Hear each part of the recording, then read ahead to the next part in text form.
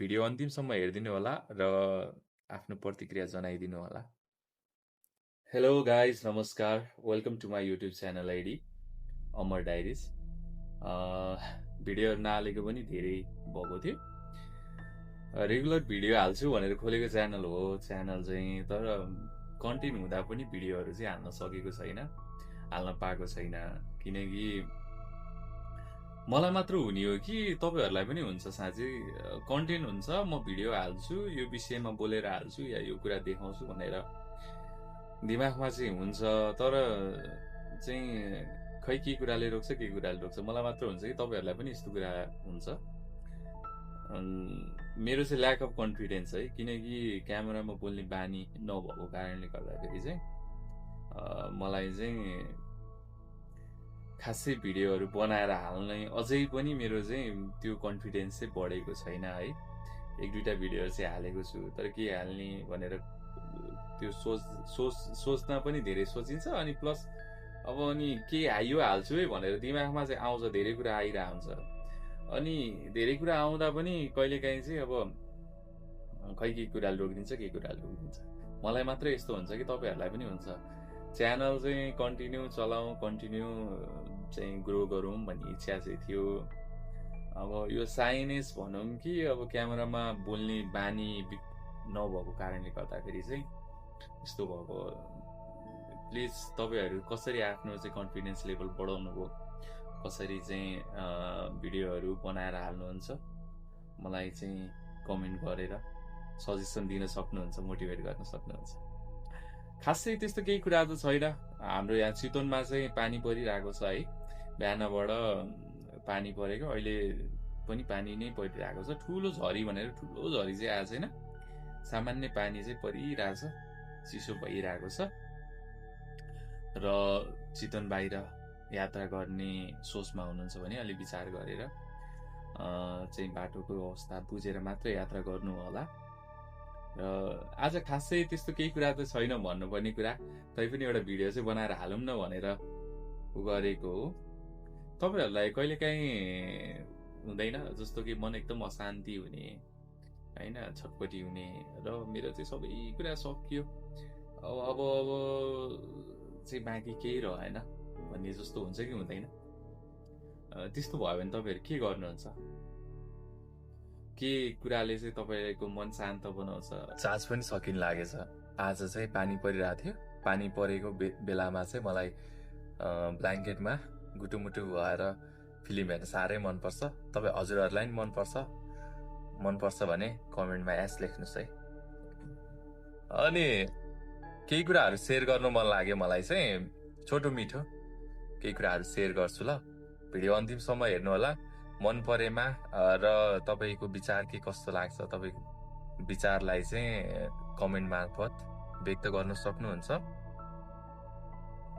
मलाई चाहिँ जुन हाम्रो जेनेरेसन छ र जुन हाम्रो बाबाको जेनेरेसन थियो, र त्यसमा चाहिँ शिक्षाको चाहिँ धेरै अन्तर छ। हाम्रो यो जुन जेनेरेसन चाहिँ धेरै एजुकेटेड जेनेरेसन हो। हाम्रो बाबाको पालोको जेनेरेसन चाहिँ पढाइ त थियो, तर त्यति राम्रो सबैजना चाहिँ त्यति राम्रोसँग पढ्न पाउनु भएन र आफ्नो पढाइ पुरा गर्न पनि पाउनु भएन। र त्यो जेनेरेसन हेरेर यो जेनेरेसन त धेरै शिक्षित जेनेरेसन हो। तर पनि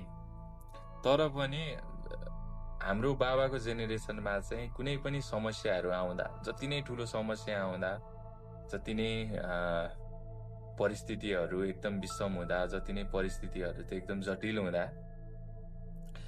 बुवाहरू हजुरबाहरू चाहिँ कहिले पनि त्यो परिस्थिति देखेर भाग्नु भएन, डराउनु भएन।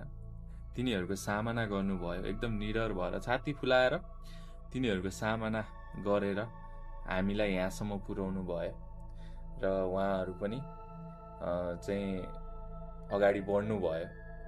तर अहिलेको जेनेरेसनलाई हामी हेर्छौँ, यति सानो कुरामा पनि हामी डराइरहेका हुन्छौँ, चिन्तित भइरहेका हुन्छौँ। सानो समस्या आयो भने हामीलाई लाग्छ कि सबै बाटोहरू बन्द भयो, सकिए, अब त बाटो नै छैन, के गर्ने होला जस्तो लाग्छ है। अनि त्यस्तो छ अहिलेको जेनेरेसन चाहिँ। तर यो सबैको कारण चाहिँ हाम्रो अशान्त मन जस्तो लाग्छ कि हाम्रो मन अशान्त हुँदा नै हामीलाई सानो समस्याहरू पनि एकदम जटिल लाग्ने गर्छ। मनलाई चाहिँ हामीले कन्ट्रोल गर्न सक्यौँ भने, मनलाई शान्त राख्न सक्यौँ भने, जति ठुलै समस्याहरू आउँदा पनि, जति नै ठुलो समस्याहरू परिस्थिति आउँदा पनि समाधानका बाटोहरू देखा पर्नेछ। र मनलाई शान्त राख्दा चाहिँ समस्या समाधान गर्ने दृष्टिकोण चाहिँ फराकिलो हुनेछ, फराकिलो हुँदो रहेछ र फराकिलो हुन्छ पनि। त्यही भएर चाहिँ मनलाई चाहिँ शान्त राख्न सक्नुपर्छ हामीले। र मन शान्त भयो भने नै समस्याका समाधानहरू चाहिँ देखा पर्ने रहेछन्। हाम्रो जुन समस्यालाई हेर्ने दृष्टिकोण पनि अलिकति फरक हुने रहेछ।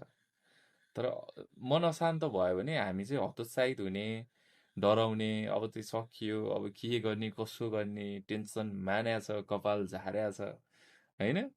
अनि त्यसपछि कपाल फुलाएको छ, बस्या छ। हामीमा धैर्यता छैन। यो जेनेरेसनमा चाहिँ धैर्यता भन्ने कुरै छैन र मनोबल एकदम कमजोर मनोबल भएको जेनेरेसन हो यो जेनेरेसन चाहिँ। त्यही भएर चाहिँ मनलाई शान्त बनाउनु, मन शान्त हुनु भनेकै हाम्रो मनोबल एकदम बलियो हुनु हो। सोच्ने क्षमता, बोल्ने क्षमता चाहिँ हरेक समस्याहरूको समाधान गर्ने क्षमता र समस्याहरूको चाहिँ सामना गर्ने क्षमता चाहिँ बलियो हुनु, विकास हुनु हो जस्तो मलाई चाहिँ लाग्छ है। र धेरै कुरा चाहिँ भन्न मन थियो, अब सायद यो भिडियोमा त अब नहोला, तर मैले भन्न नभनेका कुराहरू र तपाईँहरूको विचारमा के लाग्छ, कसो लाग्छ व्यक्त गर्न सक्नुहुन्छ र भन्न सक्नुहुन्छ। तपाईँहरूलाई के लाग्छ? हाम्रो जेनेरेसनको मान्छे कमजोर हो कि बाबाको जेनेरेसनको मान्छे कमजोर हो? र बाबाको जेनेरेसनको भन्दा हामी चाहिँ बलियो हो कि हाम्रो जेनेरेसन भन्दा बाबाको जेनेरेसन बलियो हो? तपाईँको विचारमा के लाग्छ?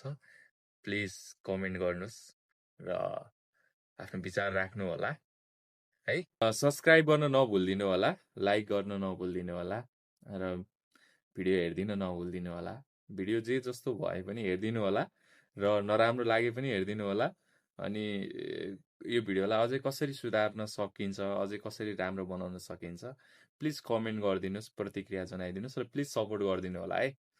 हामी जस्तो सानो भर्खर उम्रिन लागेको फुललाई पनि सपोर्ट गरिदिनु होला र भिडियो हेरिदिनु भएकोमा धेरै धेरै धन्यवाद। सबैजनालाई धन्यवाद।